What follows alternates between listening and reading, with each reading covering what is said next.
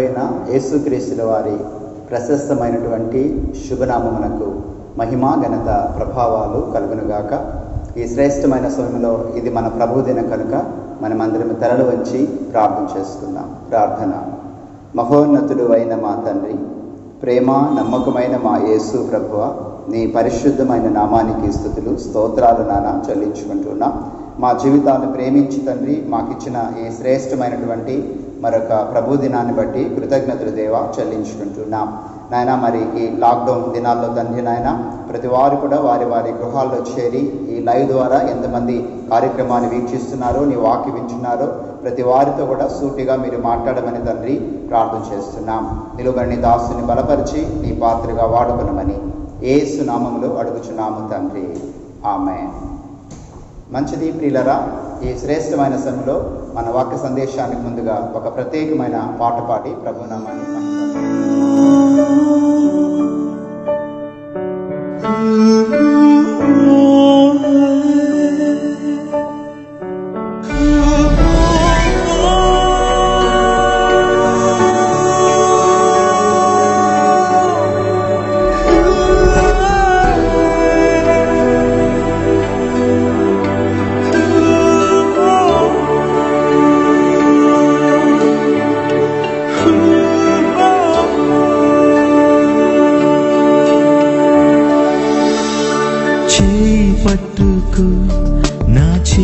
పట్టుకు జారిపోకుండా నే పడిపోకుండా యేసు నా చేయి పట్టుకు నే జారిపోకుండా నే పడిపోకుండా యేసు నా చేయి పట్టుకు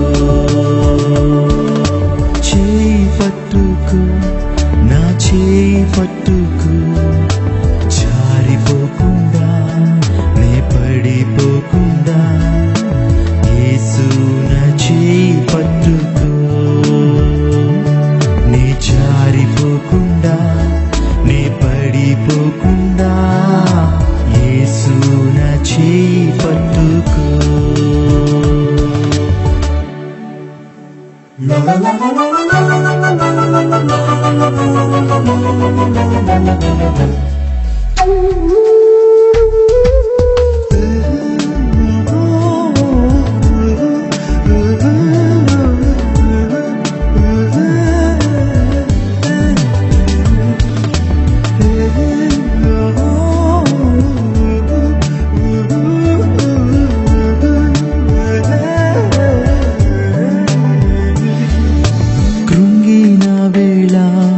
ఓదార్పు నీవేగా, నన్ను ధైర్యపరచే నా తోడు నీవేగా. కృంగిన వేళ ఓదార్పు నీవేగా, నన్ను ధైర్యపరచే నా తోడు నీవేగా. మరువగలనా నీ మధుర ప్రేమను, మరువగలనా నీ మధుర ప్రేమను. యేసు నా జీవితాంతము, యేసు నా జీవితాంతము. చేయి పట్టుకు నా చేయి పట్టుకు జారిపోకుండా నే పడిపోకుండా యేసు నా చేయి పట్టుకో జారిపోకుండా నే పడిపోకుండా యేసు నా చేయి పట్టుకో.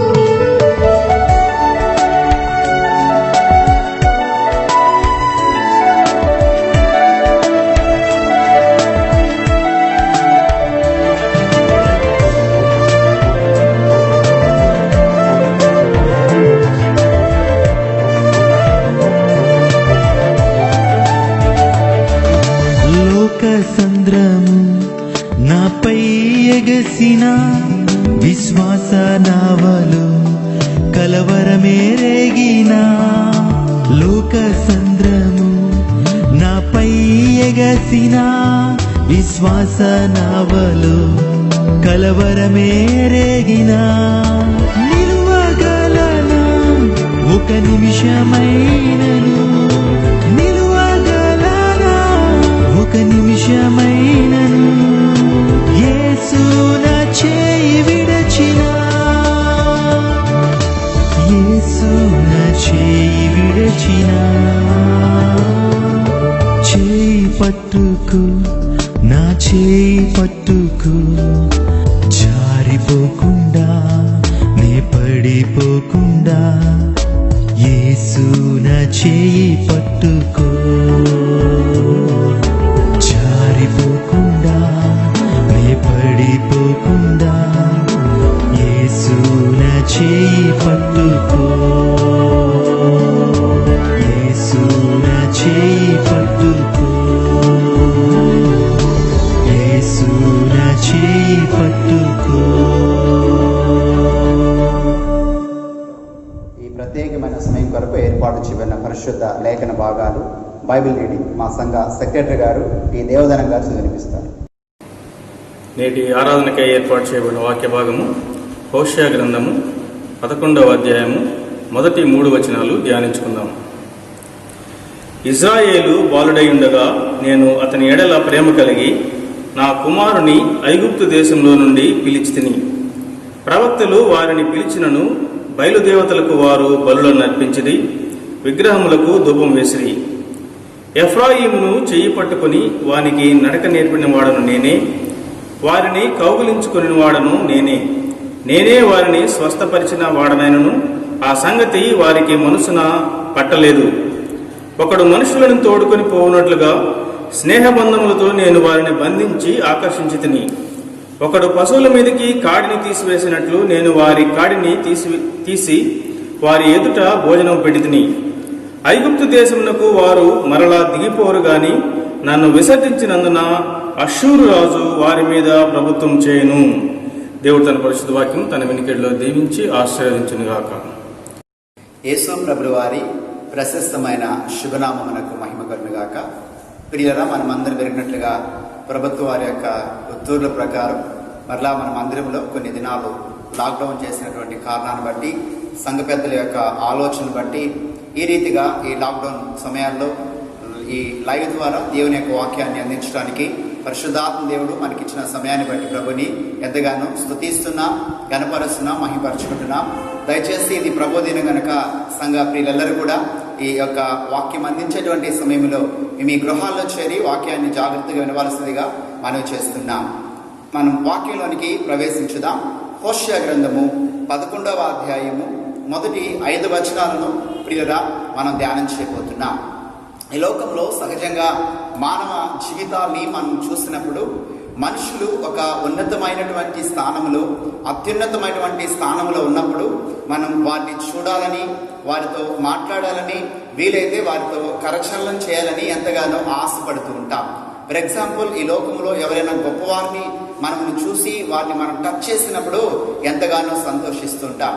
ఒక సమయంలో మన దేశంలో ఉన్నతమైనటువంటి స్థితిలో ఉన్నటువంటి క్రికెట్ వ్యక్తి సచిన్ టెండూల్కర్ ఒక యవన బిడ్డకి మరి షేకింగ్ హ్యాండ్ ఇచ్చాడు. మరి ఆ సమయంలో ఆ యవన బిడ్డ కొన్ని రోజులు చెయ్యి కూడా కడుక్కోలేదంట. ఎందుకని వాళ్ళ తల్లిదండ్రులు అడిగితే సచిన్ టెండూల్కర్ మరి షేకింగ్ హ్యాండ్ ఇచ్చాడు. చూసారా, ఒకవేళ అతను కౌగిలించుకుంటే స్నానం కూడా చేస్తున్నది కాబోలేమో. అంటే ఒక ఉన్నతమైన స్థానంలో ఉన్నటువంటి వ్యక్తులు మనల్ని తాకినప్పుడు, మనల్ని టచ్ చేసినప్పుడు మనం చాలా గొప్పగా ఫీల్ అయిపోతూ ఉంటాం. అయితే నేను అంటాను, ఈ ప్రపంచానంతటినీ కలిగి చేసిన సృష్టికర్త అయినటువంటి మరి దేవాతి దేవుడు, సర్వాధికారం కలిగినటువంటి వాడు కదండి. ఆయన మనుష్య రూపంలో ఈ భూలోకానికి మానవుడిగా వచ్చిన దినాల్లో కొన్ని సందర్భాల్లో ఆయన అవసరాన్ని బట్టి కొంతమంది వ్యక్తులను ఆయన పట్టుకోవాల్సినటువంటి పరిస్థితులు వచ్చాయి. అందుకనే ఈరోజు మన వాక్య సందేశం ఏంటంటే, ప్రియులరా, గాడ్ హోల్డ్స్ అవర్ హ్యాండ్. దేవుడు మన యొక్క చేతిని పట్టుకొని ఉన్నాడు. తెలుసా నీకు? క్రీస్తు రక్తధారల చేత కడగబడినటువంటి దేవుని సంఘానికి సంబంధించినటువంటి ప్రజలారా, దేవుని ఆరాధించినటువంటి ప్రజలారా, దేవుని హస్తాలు మనల్ని పట్టుకో ఉన్నాయి అన్న సత్యాన్ని మనం ఎన్నడూ కూడా మర్చిపోకూడదు. నేను ఈ దినమందు కొన్ని విషయాలు మీకు ధ్యానం చేయాలని ఇష్టపడుతున్నాను. దేవుడు ఎవరెవరి చేతులను లేకపోతే ఎవరెవరిని ఎందుకు పట్టుకున్నాడో కొన్ని విషయాలు మన లేఖనాల నుంచి పరిశీలన చేద్దాం రండి. హోషేయ గ్రంథము 11వ అధ్యాయం. హోషేయ గ్రంథము 11వ అధ్యాయం ప్రియులరా 3వ వచనాన్ని మీకు చదివి నేను వినిపిస్తాను, జాగ్రత్తగా చూడండి. ఎఫ్రాయిమును చెయ్యి పట్టుకొని వానికి నడక నేర్పిన వాడును నేనే, వారిని కౌగిలించుకున్న వాడును నేనే వారిని స్వస్థపరిచిన వాడునైనను ఆ సంగతి వారికి మనస్సున పచ్చలేదు అంటున్నాడు. మొట్టమొదటిగా మనం ఇక్కడ లేఖనాలు చూసినట్లయితే ఎఫ్రాయిమును చెయ్యి పట్టుకున్న వాడును నేనే అంటున్నాడు. చెయ్యి పట్టుకున్నటువంటి దేవుడు అంటే దేవుడే ఎఫ్రాయిమును పట్టుకున్నాడు తన చేతుల ద్వారా మనం చూస్తున్నాం. ఇక్కడ ఎఫ్రాయిం అంటే భౌతికంగా లిటరల్గా ఎఫ్రాయిము అని మాత్రమే కాదు, కానీ ఇలా ఎఫ్రాయిము అనగా ఇశ్రాయేల్ ప్రజలందరికీ కూడా సంబంధించినటువంటిది. ఎందుకంటే ఇశ్రాయేల్ ప్రజలనగా గాడ్ ఓన్ పీపుల్, దేవుని యొక్క సొంత ప్రజలు, వారిని ప్రత్యేకపరుచుకున్నాడు. ప్రియులారా, ఐగుప్తు బానిసత్వములో నుంచి కూడా వారిని దేవుడు విడిపించినప్పుడు వారి చెయ్యిని దేవుడు ఎన్నడూ కూడా విడిచిపెట్టల. ఎన్నో సందర్భాలు వారే దేవుని చేతిని కాదని వెళ్ళిపోయారు, కానీ దేవుడు మాత్రం వారి చెయ్యిని విడిచిపెట్టల. అంటే దేవుడు తాను ఏర్పాటు చేసుకున్నటువంటి వారిని తన చేతులతో పట్టుకో ఉన్నాడు. ఇక్కడ ఎఫ్రాయిమును పట్టుకో ఉన్నాడు. ఎందుకు ఎఫ్రాయిమును పట్టుకున్నాడు అంటే ఎఫ్రాయిమునకు నడక నేర్పించేదాని కొరకు. చిన్నప్పుడు ఆలోచించండి, తల్లిదండ్రులు మనల్ని పట్టుకొని చేత్తో పట్టుకొని నడక నేర్పిస్తారు కదండి. మనం కొంచెం ఎదిగిన తర్వాత స్కూల్లో మనకు టీచర్స్ ఏం చేస్తారండి, మనకు నడకను నేర్పిస్తారు. మనం ఎదుగుతున్నప్పుడు గమనించండి, ఈ లోకంలో జీవితమైనటువంటి పాఠాలు దిద్దుకోవడానికి నడకలు నేర్పిస్తుంటారు మనకు ఉపాధ్యాయులు. అలాగే సర్వశక్తి గల దేవాతి దేవుడు తాను ఏర్పాటు చేసినటువంటి తన బిడ్డలను ఎందుకు పట్టుకోనడంటే నడక నేర్పించడానికి. చాలా సందర్భాల్లో మన నడక తొలగిపోతుంటుంది. ఇక్కడ ఇశ్రాయేలు ఏ విషయంలో తప్పిపోయారో తెలుసా? కొన్ని విషయాలు నేను మీకు చూపిస్తాను చూడండి. హోషేయ గ్రంథము ప్రియులరా 5వ అధ్యాయం, హోషేయ గ్రంథం 5వ అధ్యాయము 13వ వచనం మీకు నేను చదివి వినిపిస్తాను. తాను రోగి అవుట ఎఫ్రాయిము చూసెను, తనకు పుండు కలుగుట యోదా చూసెను. అప్పుడు ఎఫ్రాయిము అశ్షూరుల యొద్దకు పోయెను, రాజైన ఎరేబును పిలుచుకొనెను. అయితే అతడు నిన్ను స్వస్థపరచ జాలడు, నీ పుండు బాగు చెయ్యచాలడు. ఇక్కడ మనం చూస్తే ఎఫ్రాయిమునకు పుండు కలిగినప్పుడు, ఎఫ్రాయిమునకు బాధ కలిగినప్పుడు ఏం చేశాడు? దేవుని యొద్దకు రాలేదు, కానీ ఇతడంట అశ్షూరుల యొద్దకి వెళ్ళాడు. తద్వారా బాగు కాదని దేవుడే చెప్తున్నాడు. ఇంకా మనం చూస్తున్నట్లయితే హోషేయ గ్రంథంలోనే ప్రియులరా 7వ అధ్యాయంలో 8వ వచనాన్ని కూడా మీకు నేను వినిపిస్తాను చూడండి. ఎఫ్రాయిము అన్యజనులతో కలిసిపోయెను, ఎఫ్రాయిము ఎవరను త్రిప్పి వేయని అప్పం వంటి వాడాయను. అన్యులు అతని బలమును మృంగివేసినను అది అతనికి తెలియకపోయెను. తన తల మీద నెరసిన వెంట్రుకలు కనబడుచున్నను అది అతనికి తెలియకపోయెను అంటున్నాడు. చూసారా, ఎఫ్రాయిము తలలో వెంట్రుకలు నెరిసిపోయేంత వరకు, వృద్ధాప్య స్థితి వచ్చేంత వరకు అతని పరిస్థితి ఏమైపోయిందంటే ఘోరాది ఘోరం. అన్య జనులతో అతడు కలిసిపోయాడంట. అన్యుల యొక్క సాంప్రదాయాలు ఇతనిలోనికి వచ్చేసాయంట. ఒక అద్భుతమైన మాట ఇక్కడ రాయబడింది, ఎఫ్రాయిము ఎవరును త్రిప్పివేయని అప్పము వంటి వాడే. ఎవరు త్రిప్పలేదంటే అడుగున అతడు మాడిపోయాడు. అంటే తన జీవితము లోపల చాలా భయంకరంగా మారిపోయింది. తిప్పలేని అప్పడం అంటే అది తినలేని అప్పడం, పూర్తిగా మాడిపోయినది, ఉపయోగం లేకుండా మారిపోయిందని అర్థం. ఇంకొక మాట మీకు చూపిస్తాను చూడండి. 12వ అధ్యాయము హోషేయ గ్రంథము 1వ అధ్యాయంలో కూడా మీకు చూపిస్తాను. ఎఫ్రాయిము గాలిని మేయిచున్నాడు. ఏం మేయిస్తున్నాడు? గాలిని. ఎంత ఘోరం చూడండి. దేవుని యొక్క వాక్యాన్ని మేయటం లేదు, కానీ గాలిని మేసేటువంటి స్థితి. ఇలా మనం లేఖనాల్లో మనం చూస్తే ఇక్కడ ఎఫ్రాయిం అని చెప్పినటువంటి సందర్భంలో ఇశ్రాయేలీయులు ఇలాగా గమనించండి, వారి జీవితంలో నడకను తప్పిపోయారు, నడవలసినటువంటి మార్గం తొలగిపోయారు. అందుకనే దేవాతి దేవుడు తాను ఏర్పాటు చేసుకున్న ఇశ్రాయేలును విడిచిపెట్టకూడదని ఎబ్రాహాము యొక్క చెయ్యి పట్టుకొని అతనికి నడక నేర్పెను అంటున్నాడు. వాస్తవమే, క్రైస్తవ జీవితంలో మనం చాలా సందర్భాలలో నడవకూడని మార్గంలో మనం వెళ్ళిపోతాం, వెయ్యకూడని మరి పరిస్థితుల్లో మన అడుగులు వేస్తాం. అందుకనే మన నడక త్రొట్టిల్లుతుంది, మన నడక మారిపోతుంది. మన నడకలో గమనించండి, అపశృతులు వచ్చేస్తాయి. మన నడక ఎక్కడికి తీసుకెళ్తాం మనకు తెలియదు. అలాంటి సందర్భాల్లో ఏర్పాటు చేసిన దేవుడు విడిచిపెడతాడంటే విడిచిపెడు. మనం దేవుని పాదాలు పట్టుకోవాలి. దేవా, నా నడక మారిపోతుందయ్యా, నా నడకలో నాయన పరిస్థితులు విషమిస్తున్నాయి ప్రభు అని దేవుని పాదాలు మనం పుట్టుకోవడానికి ప్రయత్నాలు చేసినప్పుడు ఎన్నడూ ఆయన విడిచిపెట్టేవాడు కాదు, కానీ చెయ్యి పట్టుకుంటాడు. చెయ్యి పట్టుకొని మనల్ని నడిపించడానికి ఆయన ఇష్టపడేటువంటి వాడు. బైబిల్లో మనం ఎంతో మంది జీవితాలు చూడొచ్చు. ఫర్ ఎగ్జాంపుల్, యోహాను సువార్త కృత నిబంధనలో 21వ అధ్యాయం, యోహాను సువార్త 21వ అధ్యాయము 2వ వచనం చదువుతాను చూడండి. సీమోను, పేతురు, దిదుమ అనబడిన తోమాయు, గలిలయలోని కానా ఊరి వాడగు నతానయేలును, జబదయి కుమారులను ఆయన శిష్యుల్లో మరి ఇద్దరును కూడి ఉండిరి. సీమోను పేతురు, నేను చేపలు పట్టబోదునని వారితో అనగా, వారు మేమును నీతో కూడా వచ్చుదుమనిరి. వారు వెళ్ళి దోణి ఎక్కిరి గాని ఆ రాత్రి ఏమీయూ పట్టలేదు.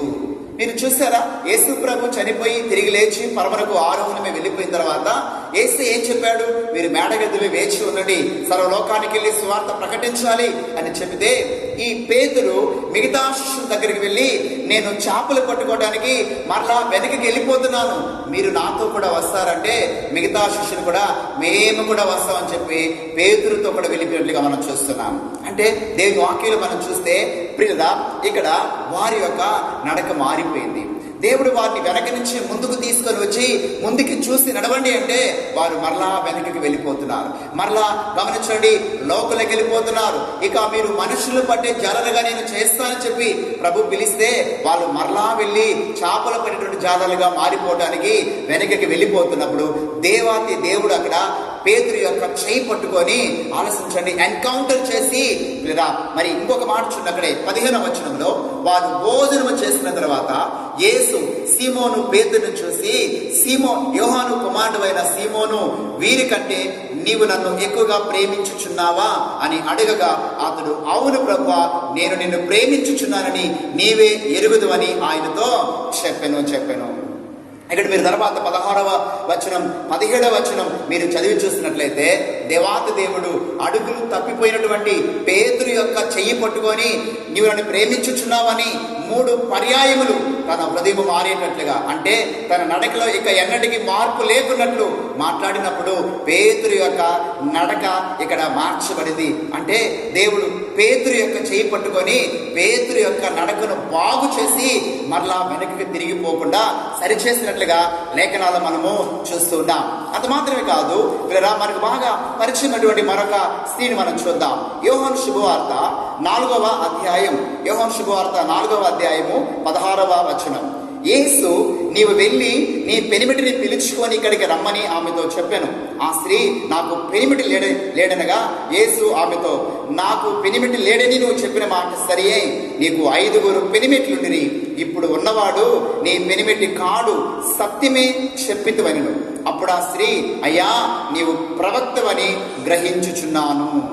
వాస్తవమే, ఇక్కడ సమరయ స్త్రీ కూడా మనకు తెలుసు, ఆమె జీవితం పాడైపోయి తన నడకంతా పూర్తిగా పాడైపోయినప్పుడు ఆ ఎండవేళ యాకోబు బావి దగ్గర దేవాతి దేవుడు ఆయన వెళ్ళి సమరయ స్త్రీ యొక్క చెయ్యిని ఆధ్యాత్మికంగా పట్టుకొని ఆమె జీవితంలో వేసినటువంటి తప్పటడుగులన్నిటిని కూడా దేవుడు ఏం చేస్తాడండి? సరిచేశాడు. ఆమె జీవితం మారిపోయింది కదా అద్భుతంగా. 20 ఆలోచించని 8వ వచనంలో ఆ స్త్రీ తన కొండ విడిచిపెట్టి ఊరిలోనికి వెళ్ళి, చూసారా, తన పాపాన్ని విడిచిపెట్టేసింది. ఇప్పుడు ఆమె ఇప్పటి వరకు వేసినటువంటి తన యొక్క పాపపు యొక్క అడుగులు పూర్తిగా మారిపోయినాయి. తప్పిపోయిన తన పరిస్థితులు పూర్తిగా మారిపోయి నడక సరిచేయబడింది. అంటే దేవుని యొక్క వాక్యంలో మనం చూస్తున్నప్పుడు ప్రియులారా, మరి ఎబ్రాయిము యొక్క చెయ్యి పట్టుకొని నడక నేర్పినవాడు. పేతురు యొక్క చెయ్యి పట్టుకున్నాడు, సమరయ స్త్రీ యొక్క చెయ్యిను ఆయన గమనించండి పట్టుకున్నాడు. ఇలా పరిశుద్ధ గ్రంథంలో జైలు అధికారి యొక్క చెయ్యి పట్టుకున్నాడు. మీరు ఆలోచించండి, జక్కయ్య యొక్క చెయ్యి పట్టుకున్నాడు. ఈ కృపాకాలంలో కూడా ఎంతో మంది దేవుని బిడ్డలు వారి జీవితమైనటువంటి నడకలో ఆలోచించండి తప్పటి అడుగులు వేసినప్పుడు, తప్పిపోయినప్పుడు విడిచిపెట్టలేదు, కానీ వారిని పట్టుకొని ఆయన తన చేత్తో వారిని మళ్ళా చక్కగా సరైనటువంటి మార్గంలో నడిపించినట్లుగా లేఖనాలు మనకు బోధిస్తున్నాయి. సంగమా, దేవుని వాక్యంలో మనం చూస్తే నెంబర్ 1, ఎఫ్రాయిమును చేయి పట్టుకొని నడక నేర్పినవాడు మన దేవుడు. మన చేయి పట్టుకొని మనకు నడకను నేర్పిస్తున్నాడు. ఇంకా నెంబర్ 2 మనం చూసినట్లయితే మార్కు సువార్త 8వ అధ్యాయం, మార్కు సువార్త 8వ అధ్యాయం 23వ వచనాన్ని మీకు చదివి నేను వినిపిస్తాను. చూడండి, ఆయన ఆ గుడ్డివాణ్ణి చెయ్యి పట్టుకొని ఊరి వెలుపలకు తోడుకొని పోయి వాని కన్నుల మీద ఉమ్మివేసి వాని మీద చేతులుంచి నీకేమైనా కనబడుచున్నదా అని వానిని అడగగా, 23వ వచనం ఆ గుడ్డివాణ్ణి చెయ్యి పట్టుకొని అండలించేసుకోండి. గుడ్డివాణ్ణి చెయ్యి పట్టుకుని యేసయ్య సెకండ్ వన్. అసలు ఏంటి, ఎవరి గుడ్డివాడు, ఏ ప్రాంతం చెందినవాడని ఇంకొచ్చి మనం పైకి వెళ్ళినట్లయితే 22వ వచనంలో కూడా అందులో వారు బెత్సాయిదాకు వచ్చేది. అప్పుడు అక్కడి వారు ఆయన యొద్దకు ఒక గుడ్డివాడిని తోడుకొని వచ్చి వాడిని ముట్టవలని ఆయనను వేడుకొనిరి. యేసు ప్రభువు ఒకసారి బెత్సాయిదా గ్రామానికి వెళ్ళినప్పుడు ఆ ప్రాంతపు వాసులు ఒక గుడ్డివాడిని తీసుకొని వచ్చి, అయ్యా వీడిని స్వస్థపరచండి అని చెప్పినప్పుడు యేసయ్య కనికరమ చేత ఆ గుడ్డివాని యొక్క చెయ్యిని పట్టుకున్నాడు. మీరు చూడండి, గుడ్డివాని చెయ్యి పట్టుకొని ఏం చేస్తాండి, ఊరి వెలుపలకు తోడుకొని పోయి. అయితే ఒక ప్రశ్న నా మదిలో కలిగింది, ఏమి యేసయ్య ఆ ఊరిలోనే వారిని స్వస్థపరచవచ్చు కదా? చాలా మందిని ఎక్కడ రోగులుంటే అక్కడే వారిని స్వస్థపరిచాడు. కానీ ఈ గుడ్డివాడిని మాత్రము ఆ బెత్సాయిదైనటువంటి ప్రాంతంలో స్వస్థపరచకుండా ఊరి వెలుపలకు తీసుకుని వెళ్ళాడంట. ఎందుకు తీసుకెళ్లాడు? ఆ పట్టణం యొక్క పరిస్థితి ఏంటో తెలుసా? ఒక మాట మీకు చూపిస్తాను చూడండి. మత్తయి సువార్త 11వ అధ్యాయం చూడండి. మత్తయి సువార్త 11వ అధ్యాయం ప్రియులరా 21వ వచనం మీకు నేను చదివి వినిపిస్తాను. అయ్యో కొరాచీన, అయ్యో బెత్సాయిదా, మీ మధ్యను చేయబడిన అద్భుతములు తూరు సీదోను పట్టణములు చేయబడిన ఎడల ఆ పట్టణపు వారు పూర్వమే గోనె పట్ట కట్టుకొని బూడిద వేసుకొని మారు మనసు పొందిందురు. మీరు చూడండి, ఇక్కడ కొరాసీనా, అయ్యో బెత్సాయిదా అంటే ఈ బెత్సాయిదా పట్టణంలో యేసయ్య ఎన్నో అద్భుతాలు చేశాడు, ఎన్నో ఆశ్చర్యమైన కార్యాలు చేశారు. కానీ ఈ పట్టణ వాసులంట మారు మనసు పొందలేదంట. అందుకే ఆ పట్టణ ప్రజలు యేసయ్య విమర్శిస్తూ ఉన్నాడు కదా. అంటే ఎందుకు యేసయ్య ఈ గుడ్డివాణ్ణి ఆ బెత్సాయిదా పట్టణంలో స్వస్థపరచకుండా వెలుపలకు తీసుకొని వచ్చి వాడిని చేయి పట్టుకొని వారిని స్వస్థపరచడని లేఖనాలు మనం చూసినట్లయితే ఆ బెత్సాయిదా అనేటువంటి ప్రాంతము మారు మనస్సు పొందనటువంటి ప్రజలటువంటి పట్టణం.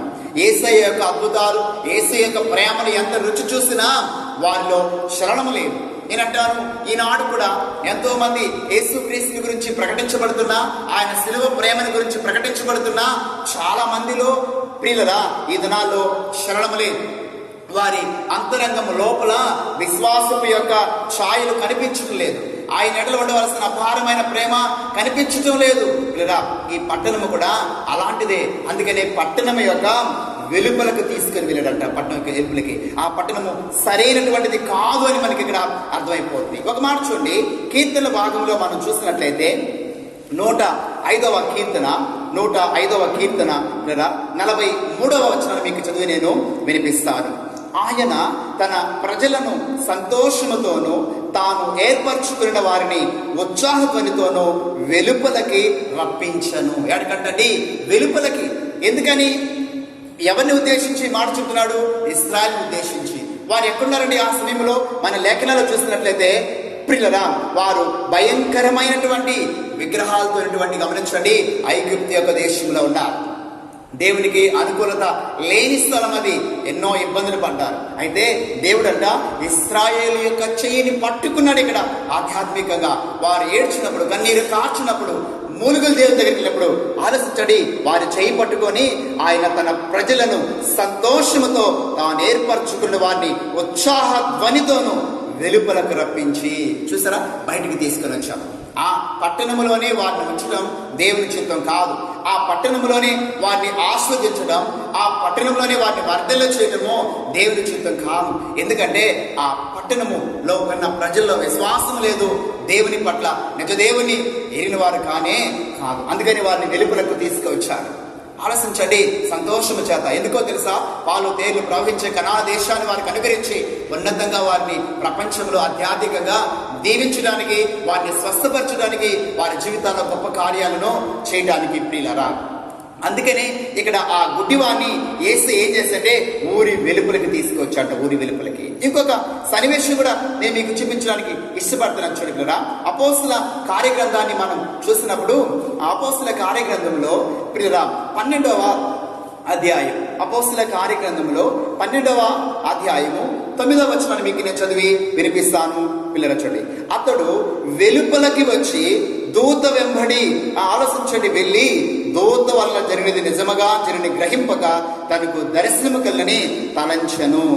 ఇక్కడ మనం చూసినట్లయితే పేతురుని బంధించి ఆనాడు జైల్లో పడవేస్తున్నారు. అయితే సంఘము అత్యాసక్తితో ప్రార్థన చేస్తున్నప్పుడు ఒక అద్భుతం జరిగింది. అక్కడ ఏ అద్భుతం జరిగిందో అని మనం చూసినట్లయితే 6వ వచనం మీకు వినిపిస్తాను.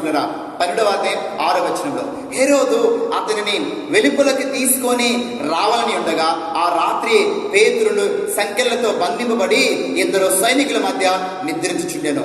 మరియు కావలి వారు తలుపు ఎదుట చెరసాలు కాసుకొని చుండిరి. ఇదిగో ప్రభుదూత అతని దగ్గరికి వచ్చి నిలిచెను. అతడుండిన గదిలో వెలుగు ప్రకాశించెను.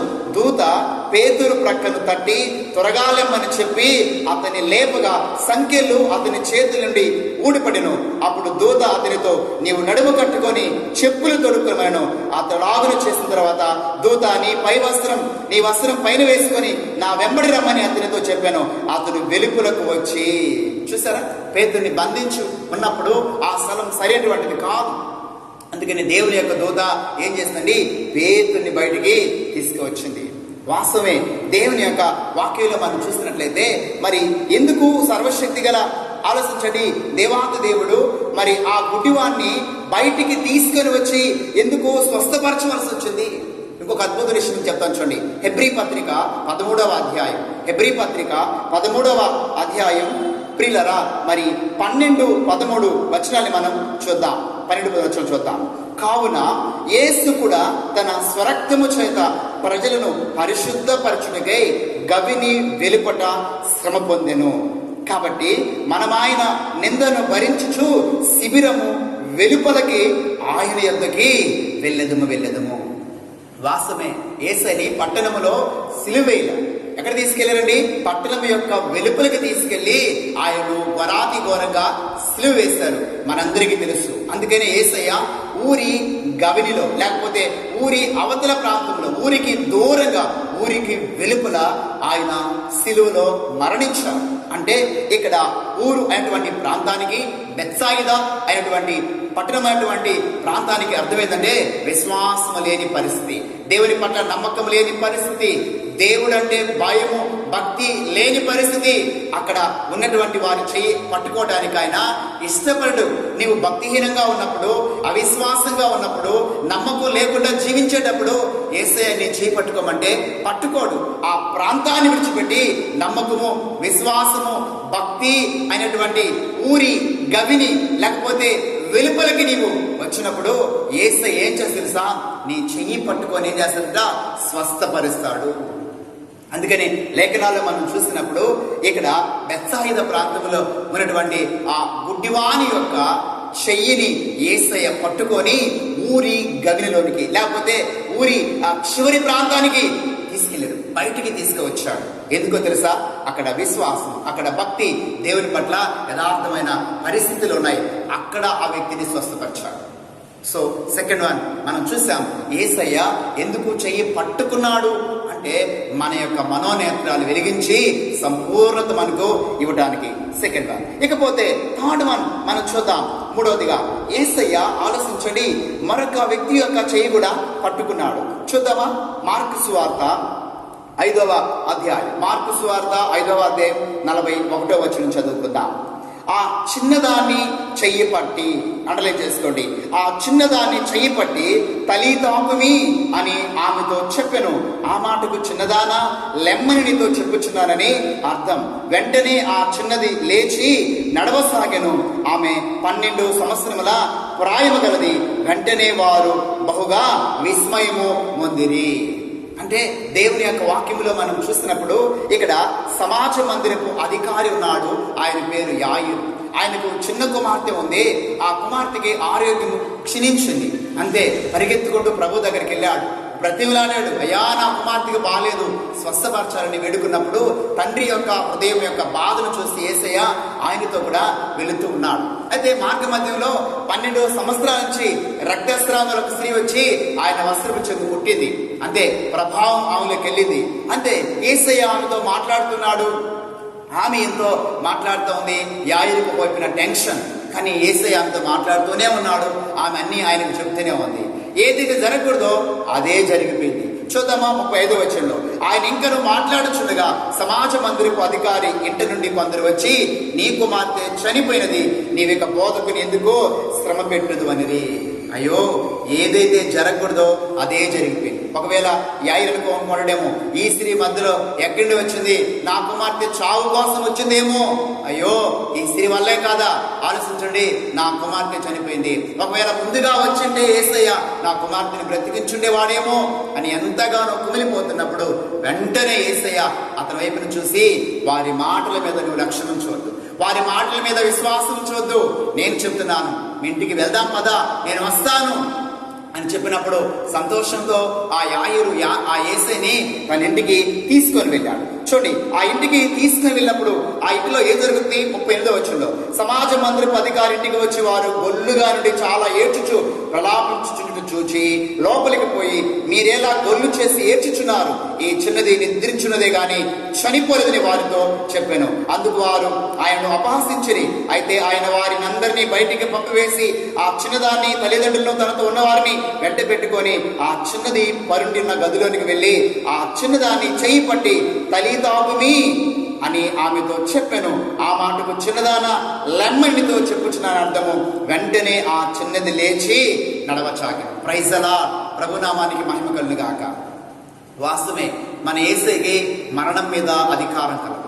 ఆయనకు సాతాను శక్తుల మీద అధికారం కలదు. ఆయనకు ప్రకృతి శక్తుల మీద అధికారం కలదు. పరలోకములో, పాతాళములో, భూలోకములో మన యేసు ప్రభుల వారికి సర్వ అధికారం కలదు. ఆయన అధికారం కలిగినటువంటి దేవుడు ఎన్నటికీ కూడా. అందుకనే యేసయ్యకి మరణం మీద అధికారం ఉంది అన్నదానికి ఎగ్జాంపుల్ గా ఈ భూమి మీద కొంతమంది చనిపోయినప్పుడు వారిని బ్రతికించాడు కదండి. లాజరు చనిపోయి 4 దినాలైనప్పుడు లాజరుని బ్రతికించలేదా? నాయనటువంటి గ్రామంలో విధవరాలి యొక్క కుమారుడు చనిపోయి పాడి మీద పెట్టి మోసుకెళ్ళిపోతున్నప్పుడు పాడి ముట్టి ఆ బిడ్డని బ్రతికించాడు కదా. అలాగే యాయిరు యొక్క చిన్న కుమార్తెను వేసి ఏం చేశాడు? బ్రతికించాడు. వాస్తవమే, యేసయ్యకి మరణం కూడా లోబడాల్సిందే. ఒక మాట చెప్పాలంటే మరణం మీద ఆయన సర్వ అధికారం కలిగిన వాడు. నేనేమంటానంటే, ఒకవేళ ఈ భౌతికమైన లోకంలో మనం జీవిస్తున్నప్పుడు ఒకవేళ మరణించామా, మనల్ని మరణించినటువంటి ఆ సమయంలోనే ఆలోచించండి, యాయిరు కుమార్తెని లేపినట్లుగా, లేకపోతే నాయనాయక గ్రామంలో ఉన్నటువంటి ఆ విధవరాలి కుమార్ని వెంటనే లేపినట్లుగా, లేపకపోయినా వారిని లేపినట్లుగా ఒకరోజు మనల్ని ఆయన ఖచ్చితంగా లేపుతాడు. చూడండి, యోహాను శుభవార్త 5వ అధ్యాయము 21వ వచనాన్ని మీకు నేను చదివి వినిపిస్తాను. తండ్రి మృతులను ఎలాగో లేపి బ్రతికించునో అలాగే కుమారుడును తనకిష్టము వచ్చిన వారిని ఏం చేస్తాడంట? బ్రతికించను. తండ్రి అయిన దేవుడు యేసు ప్రభుల వారు చనిపోయి సమాధి చేసినప్పుడు ఎలాగైతే లేపాడో, యేసుక్రీస్తు వారు కూడా తనకిష్టం వచ్చిన వారిని, ఎవరిని తనకిష్టమైన వారు, తనకు లోబడిన వారు కదా, రక్షణ పొందిన వారు కదా, క్రీస్తు రక్తదారుల చేత కడగబడిన వారు కదా, విశ్వాసాన్ని, పరిశుద్ధతను, యథార్థమైన భక్తిని కాపాడుకున్న వారు కదా, క్రీస్తు కొరకు ఈ లోకమును గమనించండి ప్రత్యేకమైన జీవితాన్ని జీవించిన వారు కదా, లోకానికి వారు లోకానికి సిలువేసుకొని క్రీస్తు కొరకు శ్రేష్టమైనటువంటి యథార్థమైన భక్తి కలిగి జీవించిన వారు కదా. అలాంటి వారిని అంట గమనించండి, చనిపోయినప్పుడు యేసయ్య ఏం చేస్తాడండి, వారిని బ్రతికిస్తాడంట. చూడండి, కొరింథీయులకు రాసినటువంటి మొదటి పత్రిక 15వ అధ్యాయం, కొరింథీయులకు రాసిన మొదటి పత్రిక 15వ అధ్యాయం 20వ వచనంలో, ఇప్పుడైతే నిద్రించిన వారిలో ప్రథమ ఫలముగా క్రీస్తు మృతుల్లో నుండి లేపబడి ఉన్నాడు. మనుషుని ద్వారా మరణం వచ్చిన గనుక మనుషుల ద్వారానే మృతుల పునరుద్ధానము కలిగిను. అందరూ ఎలాగ మృతి పొందుచున్నారో అలాగునే క్రీస్తునందు అందరూ బ్రతికింపబడుదురు. అండర్లైన్ చేసుకోండి, క్రీస్తునందు అందరూ ఏమవుతారంట, బ్రతికించబడుదురు. ప్రతి వాడును తన వరసలోనే బ్రతికింపబడును. ప్రథమ ఫలము క్రీస్తు, తర్వాత క్రీస్తు వచ్చినప్పుడు ఆయన వారు బ్రతికింపబడుదురు. చూసారా, ఆయన వారు బ్రతికింపబడుదురు. ఆలోచించండి, నా వారి శవములు సజీవములకు అన్నాడు. వాస్తవమే, ఎవరైతే క్రీస్తునకు సంబంధించిన వారుగా ఈ లోకములో జీవించి చనిపోతారో అలాంటి వారందరినీ కూడా ప్రభు అయిన యేసు క్రీస్తు వారు ఆర్భాటముతో, ప్రధాన దూత శబ్దముతో రెండవ రాకడలో ఆయన వచ్చినప్పుడు యాయిరు కుమార్తెని తలితాకుమి అని లేపినట్లుగా, పాడిముట్టి నాయన గ్రామంలో విధవరాలి కుమార్ని గమనించండి బ్రతికించినట్లుగా, లాజరుని బయటికి పిలిచినట్లుగా ఆయన రెండవ రాకడలో వచ్చినప్పుడు ఆయన వారు క్రీస్తునకు సంబంధించిన వారు. ఆలోచించండి, పరిశుద్ధులు కాపాడుకున్నవారు, నిజంగా రక్షింపబడి వారు మనసు పొంది క్రీస్తు నందుండి మరణించిన వారు. ఆలోచించండి, ఆయన వచ్చినప్పుడు ఖచ్చితంగా ఆయన వారేమవుతారంట, బ్రతికింపబడుదురు. అంటే పరిభాష చెప్పాలంటే నేనేమంటానంటే ఆ చనిపోయినటువంటి వారందరినీ క్రీస్తునందున వారిని ఆలోచించండి. ఈ చిన్నదాన్ని ఎలాగైతే చెయ్యి పట్టుకొని తలితాకుమని లేపాడో మనల్ని కూడా నేను అంటాను ఆధ్యాత్మికంగా చెయ్యి అలాగ పట్టుకొని ఆలోచించండి, లేయని ఒకవేళ లేపుతాడేమో, చెయ్యి పట్టుకొని లేపుతాడేమో. ఏమంటే ఆయనకు అంతటి అధికారం మనది. వాస్తవమే, దేవుని యొక్క వాక్యం మనతో చాలా స్పష్టంగా మాట్లాడుతుంది. దేవుడు మన చెయ్యి పట్టుకోమన్నాడు. ఎన్నడూ కూడా నా చెయ్యి పట్టుకున్నాడా లేదన్నటువంటి డౌట్ ప్రియులరా దేవుని బిడ్డమైన మనకి ఎన్నడూ కూడా రాకూడదు. క్లిష్ట పరిస్థితులు కావచ్చు, ఎలాంటి పరిస్థితులు కావచ్చు, చెయ్యి ఆయన విడిచేవాడు కాదు. నేనంటాను, ఎఫ్రాయిమును చెయ్యి పట్టుకొని నడక నేర్పినటువంటి దేవుడు. గుడ్డి వారిని చేయి పట్టుకొని ఆలోచించండి, ఊరి యొక్క చివరి ప్రాంతానికి అనగా వెలుపలకి, అంటే విశ్వాసము భక్తి ఉన్నటువంటి ఆ శిలువ దగ్గరికి తీసుకుని వెళ్ళి ఆలోచించండి, అద్భుతమైన రీతిలో స్వస్థపరిచింది దేవుడు. ఆ చిన్నదాన్ని చేయి పట్టుకొని తలితాకుమని చెప్పి గమనించండి, మరి ఆ బ్రతికించిన దేవాతి దేవుడు మన చెయ్యి కూడా పట్టుకోవాలండి. ఎందుకో తెలుసా, మనకు కూడా జీవితమైనటువంటి నడక నేర్పించడానికి, మనల్ని కూడా విశ్వాసము పెంపొంది చేసేటువంటి ఆ శ్రేష్టమైనటువంటి వెలుపలైన శిలువ దగ్గరికి నడిపించి మన మనోనేత్రం వెలిగించడానికి మనం కూడా గమనించండి, నిద్రించినప్పుడు మనల్ని కూడా బ్రతికించడానికి. ఆందోళన చెందుతున్నావా ఈ దినాల్లో? వేదన పడుతున్నావా? అయ్యో ఏంటి భయానకమైన దినాలు, తగినంత కుటుంబ పోషణ మాకు లేదే, సరైనటువంటి పరిస్థితులు మాకు లేవే, అనుకూలంగా లేవే, ఆర్థికమైన ఇబ్బందులు, సరిగా జీతాలు రావటం లేదు, కుటుంబంలో బిడ్డలేం పోషించుకోవడానికి కష్టంగా ఉంది, చుట్టుపక్కల వాతావరణం ఆందోళన, భయం, అర్థం కాని పరిస్థితి అని తలదించుకొని ఎవరికి చెప్పుకోలేక మానసికంగా కుమిలిపోతున్నావా? నీ కుటుంబంలో వేదన చెందుతున్నావా? కన్నీరు కారుస్తున్నావా? దేవుని బిడ్డలు ఎక్కడ ఉన్నా దేవుడు ఎన్నడూ కూడా మర్చిపోలేదు. అగ్నిగుండంలో షడ్రకు మేషకు అబేద్నెగోను మర్చిపోలేదు. ఐగుప్తు దేశంలో యోసేపును దేవుడు మర్చిపోలేదు. బబులోను దేశంలో ఇశ్రాయేలు దేవుడు మర్చిపోలేదు. తన బిడ్డలు ఎక్కడ ఉన్నా ఆయన మర్చిపోయేవాడు కాదు. ఈ భయానకమైన దినాల్లో అధైర్యపడవద్దు, చింతించవద్దు. ఎందుకంటే మన దేవుడు సర్వశక్తి గల దేవాతి దేవుడు. ఆయన మన చెయ్యి పట్టుకో ఉన్నాడు. దేవుని సంగమా, దేవుని వాక్యాన్ని ఉంటే దేవుని బిడ్డ నీతోనే సూటిగా దేవుడు మాట్లాడుతున్నాడు. నీ కుటుంబంలో ఉన్న ప్రతి వారి చేయి పట్టుకో ఉన్నాడు, నీ చేయి పట్టుకో ఉన్నాడు, నా చేయి పట్టుకో ఉన్నాడు. ఆ పట్టుకున్నటువంటి దేవాతి దేవుడు కరువు కాదు, ఖడ్గము కాదు, హింస కాదు, ఉపద్రవం కాదు, వేదనలు కాదు, కడవరకు నడిపించుటకు ఆయన సమర్థవంతుడు. దేవాతి దేవుడు తన వాక్కును మన వెనుకలో దీవించి ఆశీర్వదించునుగాక. ఆమేన్. ప్రార్థించుకుందాం ప్రియులరా.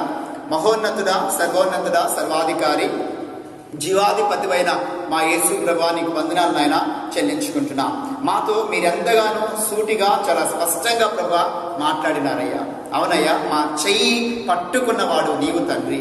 మాకు అదే ధైర్యం, అదే మాకు బలమనైన వందనాలు చెల్లించుకుంటున్నాం.